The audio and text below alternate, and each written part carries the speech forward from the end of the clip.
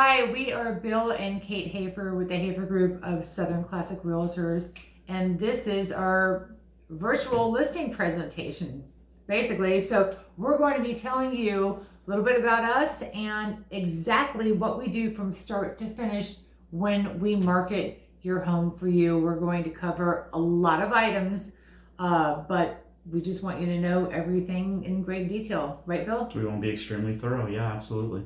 All right, so we are a married couple, so that means that you get double the work, 2 for 1 with us. We live together and we're always talking real estate from sun up to sundown. I come from a private investigating background, so that's great for you because what that means is I know how to dig and dig and dig and find the exact kind of buyer for your home. I've been an IT executive in a past life, and what that ultimately means is that I've got a great attention to detail, as that's really what's required in dealing with technology and servicing business accordingly. Likewise, I've done a lot of negotiations in my career, both with vendors and with clients, to make sure that I get top dollar and top input from my vendors and whatever's needed to get the job done. I'm talking multi-million dollar deals here. In terms of work that's been done in my past career. My role within the group is to primarily work on contracts. I work on the technology side of the websites that we put together, of various other pieces. Of course, I think I mentioned this maybe already, the contracts. But really all the paperwork and making sure, again, that attention to detail is there. And then I also make sure that I'm not the one who's out on the road most of the time in terms of dealing with supporting your needs when maybe you're not available. So for instance, if you're at work during the day and can't get to your home to let a vendor in or let an inspector in, I'm there to help make that happen. This is especially important if you are an out-of-town seller and you've already moved on to your next transition in terms of what you're doing in your career or in your life. And I take over and help make sure all those things happen within the home accordingly. Okay, and my role is introduction. I call people on the phone and meet with people and set up appointments for either Bill or myself. Marketing and marketing and marketing. I love doing that. Like I said, I used to be a private investigator, so I love to dig and find the right kind of buyer. And that entails doing a lot of stuff via Facebook ads, direct mail, email, getting the special features of your house right in front of the exact kind of buyer. We're going to explain all about that process and how exactly that works. So as Kate said, we are a husband and wife team. We divide and conquer to make sure that we're providing you the full service that we possibly can. There are 2 of us, so that means you're ultimately getting 2 for 1 in terms of making sure your needs are being met at all times throughout the process. So that's a great advantage to you over a single agent who's handling both sides of the equation. We are always available. So, we've come across a few agents lately who shut down shop at 7 o'clock or 9 o'clock at night. No, we're going to keep right on going all through the night as necessary. We're not by any means saying that we're in the minority there, but certainly there's been quite a few agents out there working who do kind of cut things off at a certain time. If we are working late into the night, then you're going to see an email in the morning. Of course, the other thing we're going to do is accommodate your needs. If you're good getting a phone call at 11 o'clock at night, if that's when a contract comes in or when something like that, then we're going to service your needs. If your preference is to get to bed a little bit earlier and wake up early, we'll make sure that that's in your inbox first thing in the morning, and we're ready to answer your call when it comes in once you've read the documentation that we've left you. We have an average days on market right now of about 16 days, which is absolutely phenomenal in terms of turning around from the point we get your home listed to the point we get it sold.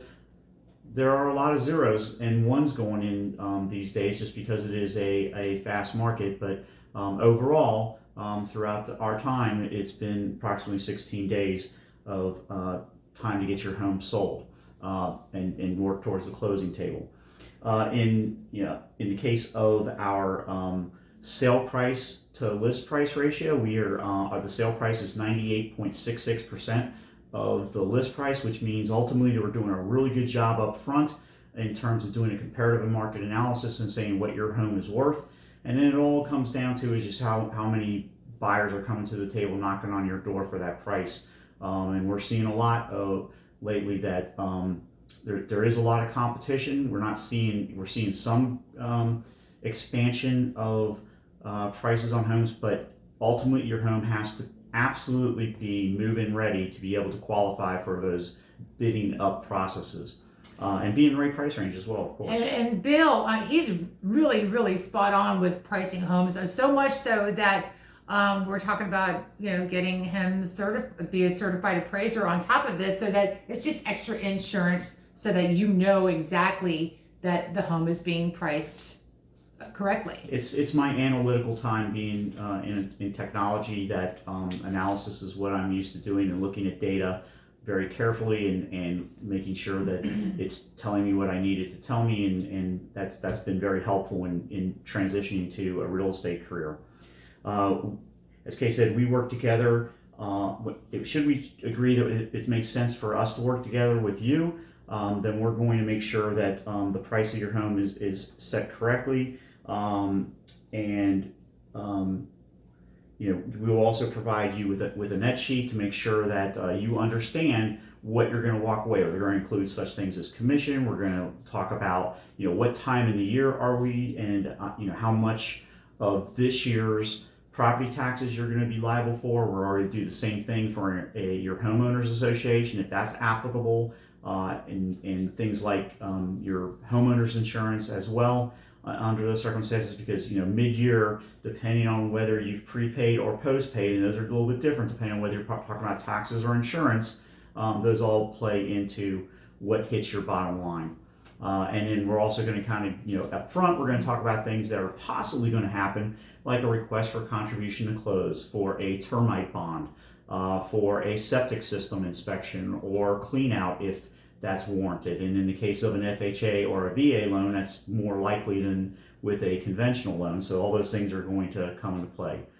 With all that said, we want to make sure that you understand that there's one thing we're not going to do. We're not going to do what's referred to as the 3 Ps. And all that ultimately means is put a sign in the yard, put your listing in the multiple listing service, and then pray that all the other agents are going to find you a buyer. But note, that's not how we list homes. As Kate said and alluded earlier, and she's going to talk more about it, we are very aggressive in our marketing in terms of how we go about doing things.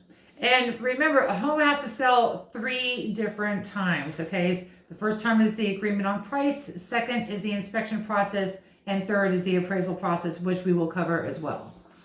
All right, so this is what we do, right? As soon as we all agree to work together, we find out, from you how exactly you want us to communicate, whether it's phone call, text messaging, email, all of the above, okay? Because everybody has their preferred way, and as Bill was talking about earlier, what your shut-off time is at night.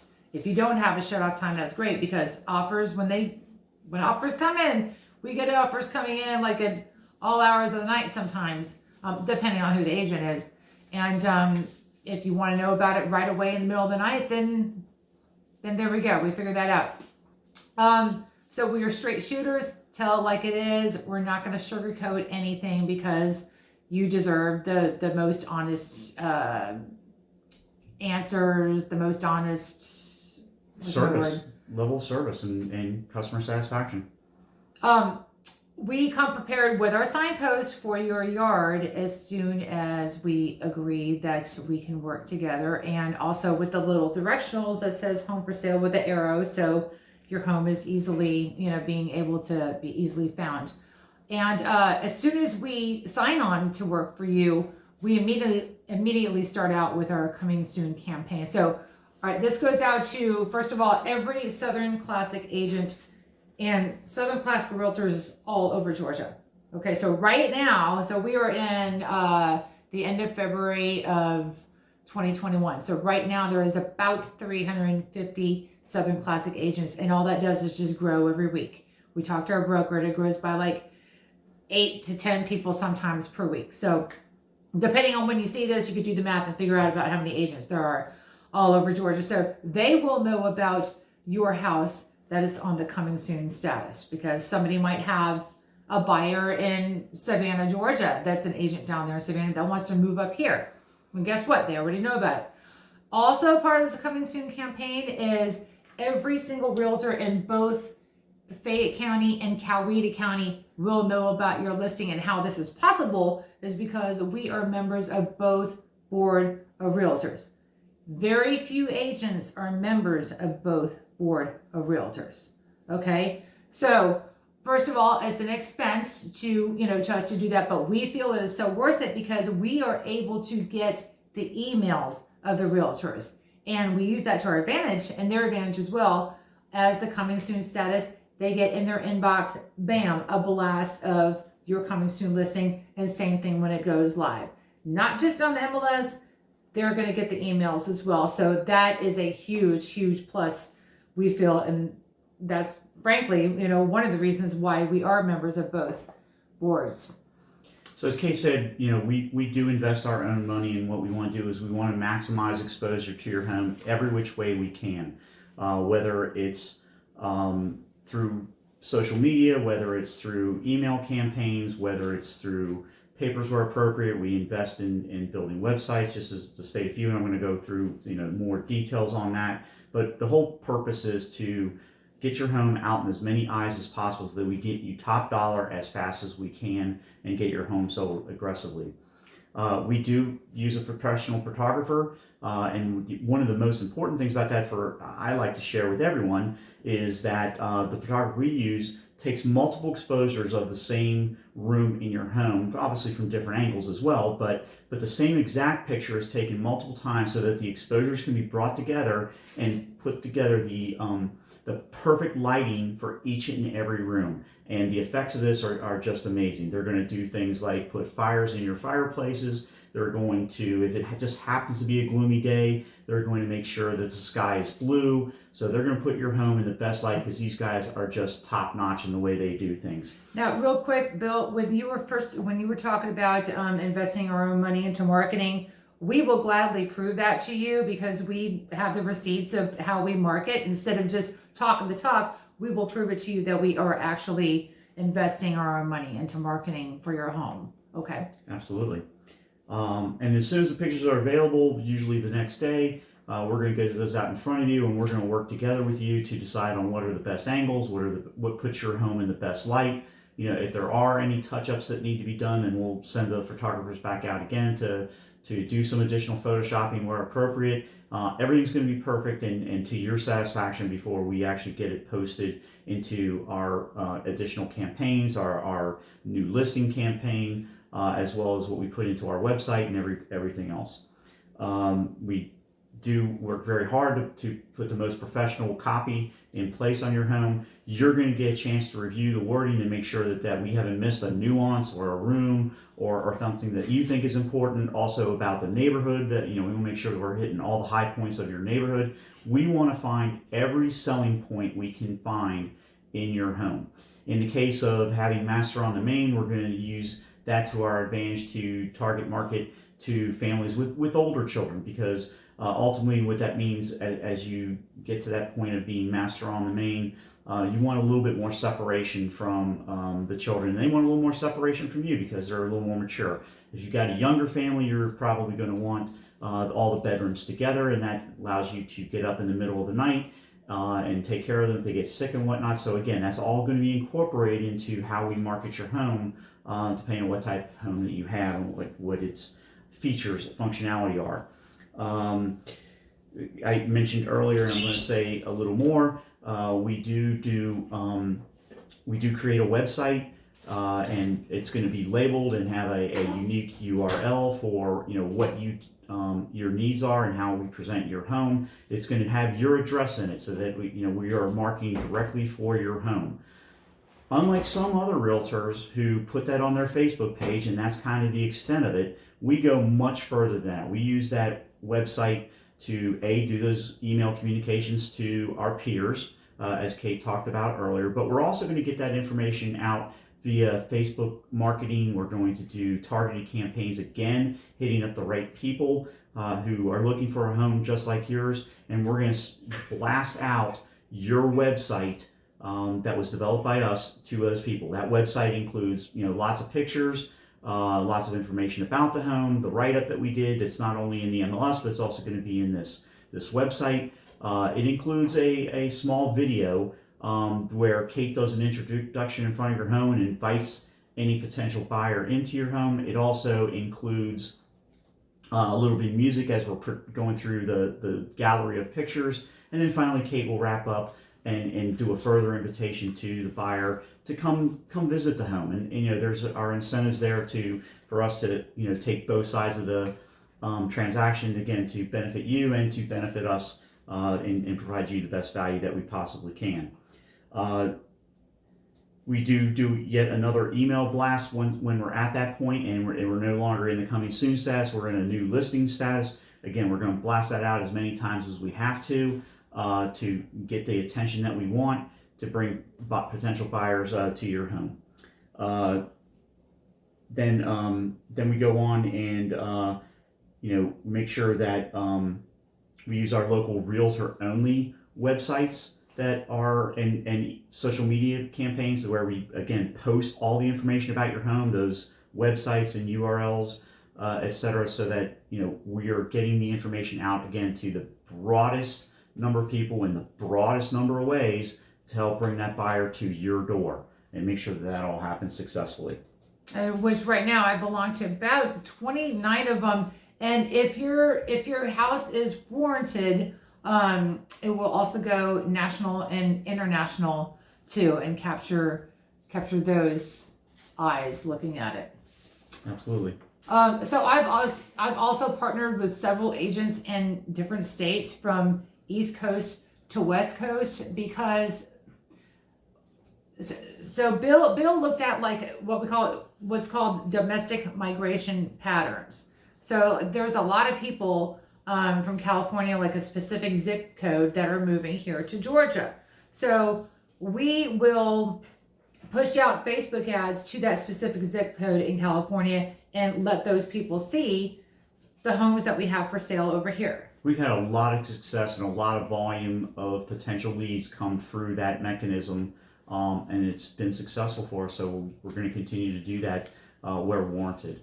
And then, those couple of agents, have reached out to me and, hey, let me share your listing. I said, great. Let me share yours as well. I have somebody moving to where they're at. So that's what I mean by partnering with those agents.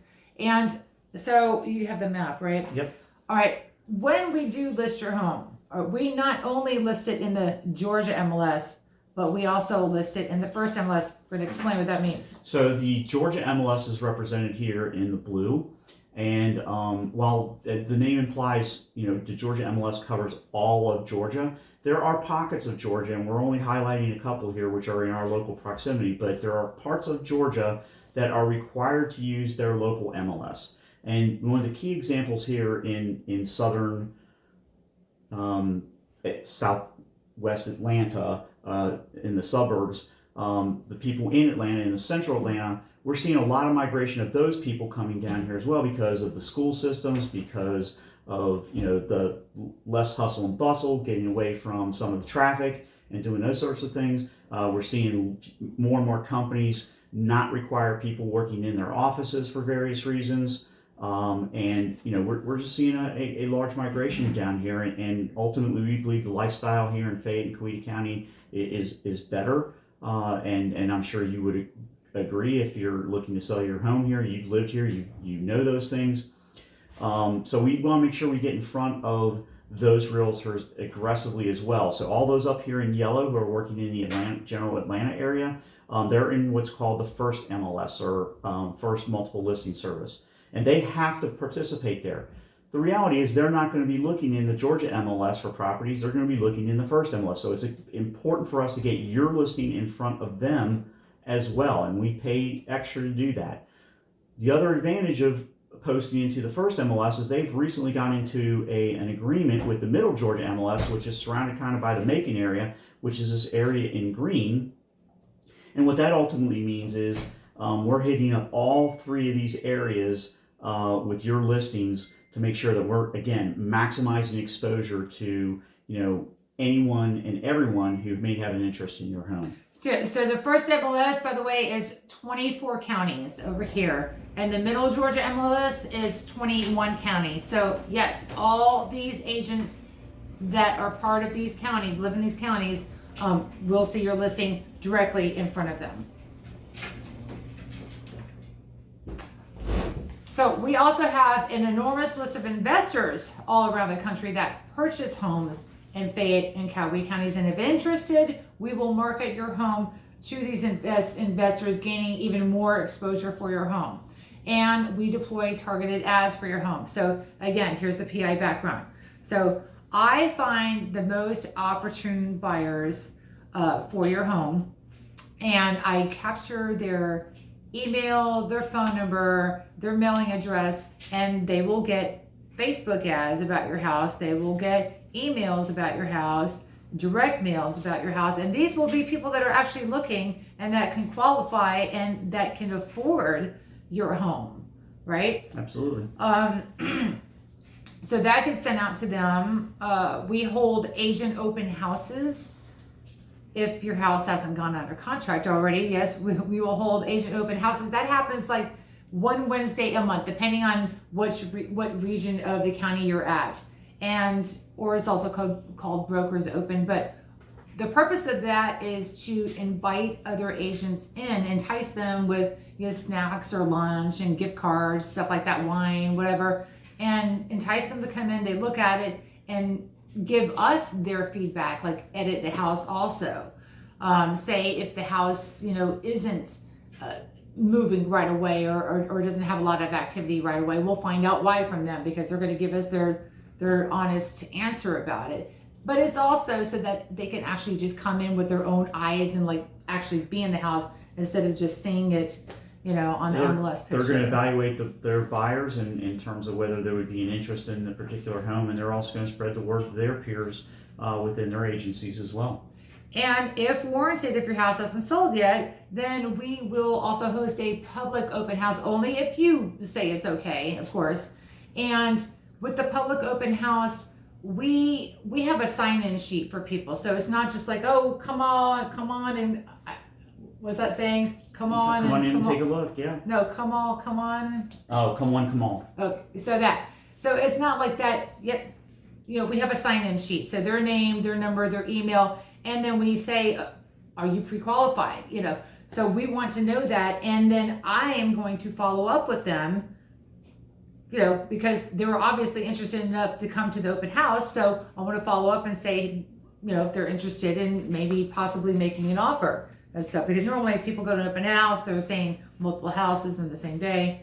And the same holds true for those who come along with an agent as well. We're going to do follow-ups with the agent and make sure that we make sure that we're putting your home in the best light we possibly can, and keeping a constant reminder for those who did express an interest to make sure that we get them to follow through in a timely fashion. So as we do showings for your home, we're going to speak to the agents both before and after those meetings. We're going to give them the highlights of the home ahead of time. We're going to check for that pre-qualification of the client that they're bringing into the home, because we don't want to let anybody in who isn't properly qualified to buy your home. That's just a waste of everyone's time.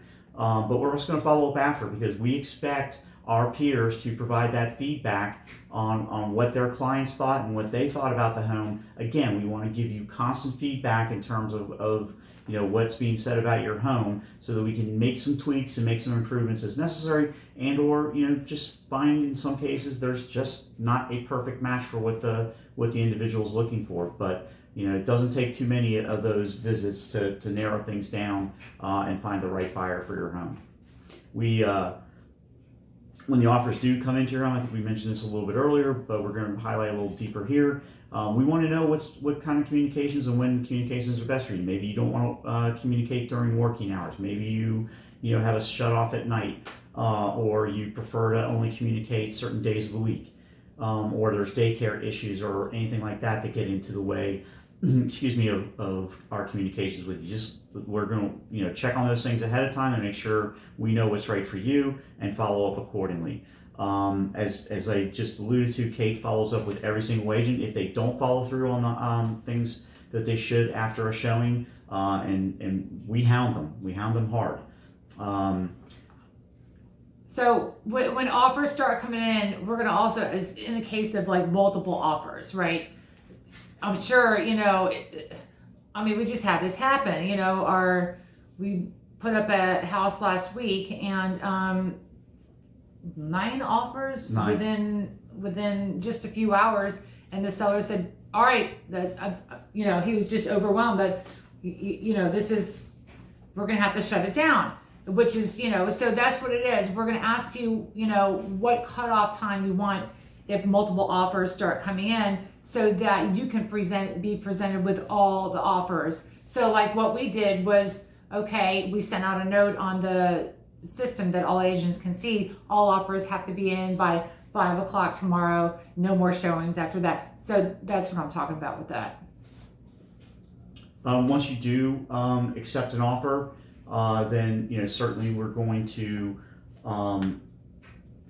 talk about the contract and all the things that you want to do. We're going to determine whether you want to have backup offers in place or not, and we'll follow that step. Typically, what we're going to suggest though is that backup offers, in the case of a hot property, backup offers are going to be there whether or not we officially make backup offers or not. The agents will still be following up with us during the due diligence process for the offer selected, just to know what the status is, and they'll be drooling to get back into the home and get their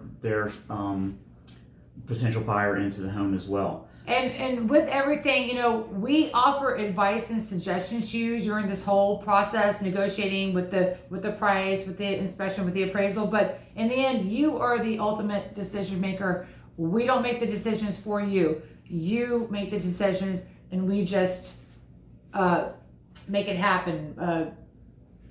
Press the what is it? Ignite it. Yeah, I mean, just move forward, and ultimately, once you've made that decision and you've pulled that trigger and you've accepted an offer, we're in a due diligence period. And what that ultimately means is that gives the buyer the chance that, given the fact that Georgia is a buyer beware state, there's an opportunity for the buyer to come in and check on the home. So if there's any hidden electrical issues, hidden plumbing issues, hidden roofing issues, anything like that you may not even be aware of yourself. This is where they're going to bring in an inspector that are going to look at the home top to bottom. They're going to get advice from their inspector. They're going to potentially make requests for some additional repairs to be done to the home to tighten things up and really make it that much better to move in. Again, that process takes about 10 to 15 days. And again, if necessary, I will be available during that time period to help facilitate getting that inspector in if you can't do it, and then there may be follow-up estimates to be done by either you or potentially by the buyer to just firmly get their arms around just the value of your property and making sure that it's going to be satisfactory for them during that period. And in some cases, before even a house is listed, we do recommend, like I said, in some cases, to get a pre-inspection done yourself, so that you are aware, because the buyer's going to get it anyway, so that you are aware of, if anything needs to be done or not. And if it does, then you can possibly fix it yourself if you're handy, rather than hiring the expensive contractor that the buyer is going to demand of you, if it comes to that. Yeah, absolutely. Right? The other thing I'm going to add to that process is, in the case of something like a roofer, for example, if you need a new roof, then by all means, potentially bringing the roofer ahead of time and get a new roof done and have that taken care of. However, don't come in and attempt to solve every little roofing problem because you want to avoid them later. The reality is there may still be something that comes back to the roof, and then you're ultimately going to pay for that roofing vendor to come out twice. So, before you take any actions, talk through it, and the answers are going to be different depending on what kind of repair we're talking about, and we'll give you that guidance as we walk through that process. But I just actually literally had that conversation with one of our friendly roofers just today, where he doesn't like having come out twice and charge you another fee to do yet some final repairs because you got ahead of the game trying to prevent a challenge with the roof. So just be wary of that. Anything you do get done, inspectors will also tell you to leave a few things behind because that's an inspector's job to find things. So if you make it too hard for them to find anything wrong with the home, then that's going to be that much tougher on you. So you don't want that to happen. So leave some little things. Give an example.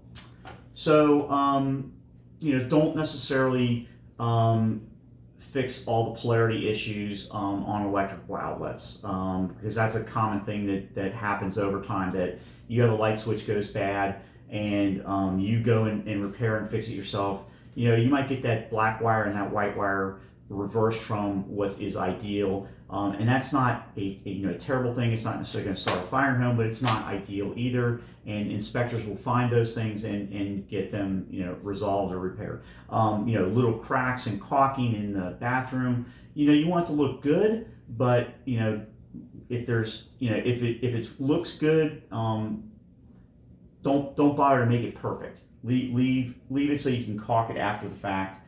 Because that would be something in particular where you wouldn't have to bring in a qualified professional to do something like that. So, try to avoid those qualified professionals when you are a good do-it-yourselfer and take on those things. But when you're bringing in a qualified professional, only bring them in once and take care of those things. That's kind of the message behind all that.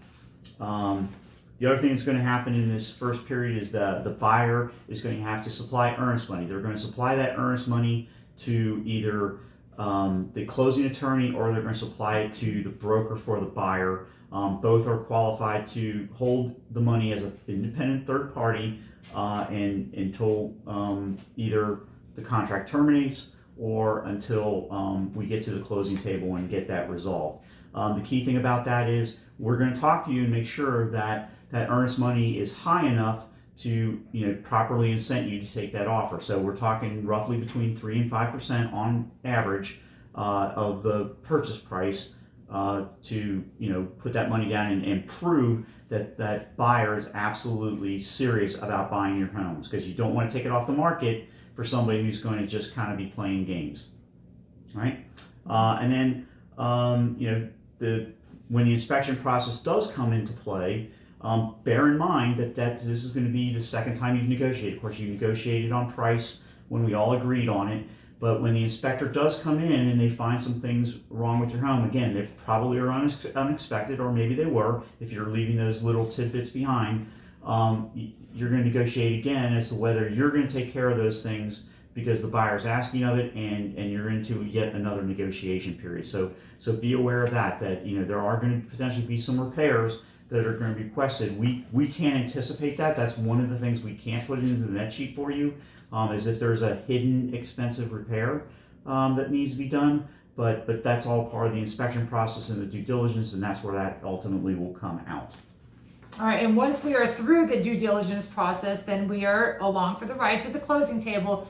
Then there's the appraisal process, and that's the third step in your home sale. So once we get past that and we get the all clear, we're one step further. I just said that. Anyway, now remember this, the appraiser is the one who ultimately decides what your home is worth.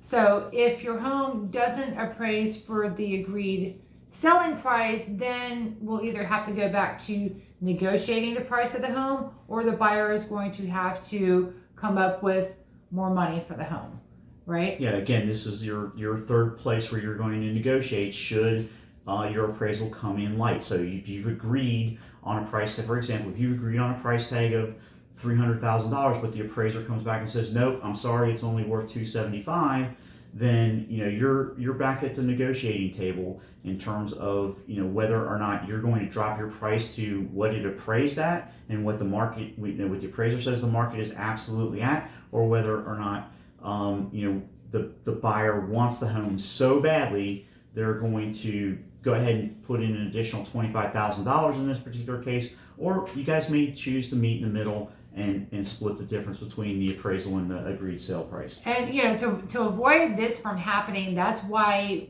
we feel it's so important to price homes correctly. And like I said, Bill's spot on with that, because the appraisal process that comes in about 2-3 weeks into the Yeah. so there's about 21 days, and if you can't agree on that, that's 21 days that is just lost, that you have to start all over again. And you know that you don't want that to You happen. really don't want to get yourself into that financial contingency, because that's time that your home is not on the market. The one good thing, should that worst case scenario occur, is it doesn't add to your days on market. So when we go back on market, we pick up the number of days it was on market. I mean, we literally had a home last year that we sold it 4 times, and the total days on market was 6 days. Yep. So once a contract is bound, it typically takes about 30 to 35 days. I mean, in some cases it might take longer. Those are just, exceptional cases, but typically it's about 30 to 35 days from start to the closing table. And, like I said before, remember, you are the ultimate decision maker in every step, from pictures, from negotiations, from everything that we do. You are the decision maker. We don't ever execute. That's the word I was thinking. We don't ever execute a decision without your approval for it. Why it took this long for me to come up with this word, I don't know.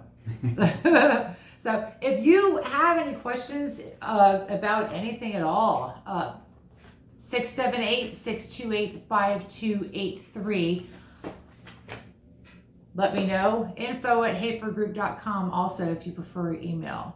That's fine too. We would love to hear from you and help you get your home sold. Thanks so All right. much for your time. Bye.